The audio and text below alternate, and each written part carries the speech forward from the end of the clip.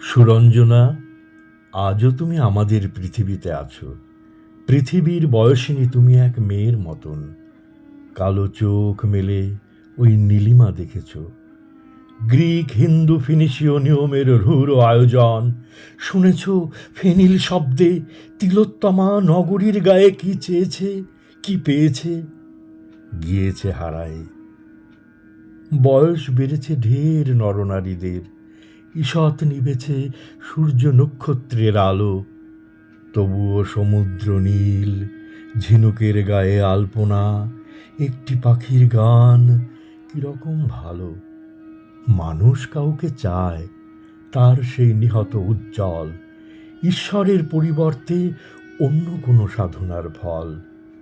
মনে পড়ে কবে এক তারাভরা রাতের বাতাসে ধর্মাশোকের ছেলে মহেন্দ্রের সাথে উতরল বড় সাগরের পথে অন্তিম আকাঙ্ক্ষা নিয়ে প্রাণে। তবুও কাউকে আমি পারিনি বোঝাতে, সেই ইচ্ছা সংঘ নয়, শক্তি নয়, কর্মীদের সুধীদের বিবর্ণতা নয়। আরো আলো, মানুষের তরে এক মানুষের গভীর হৃদয়, যেন সব অন্ধকার সমুদ্রের ক্লান্ত নাবিকেরা মক্ষিকার গুঞ্জনের মতো এক বিহ্বল বাতাসে ভূমধ্য সাগর লীন দূর এক সভ্যতা থেকে আজকের নবসভ্যতায় ফিরে আসে।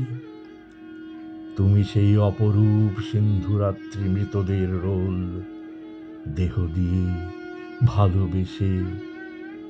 তবু আজ ভোরের কল্লোল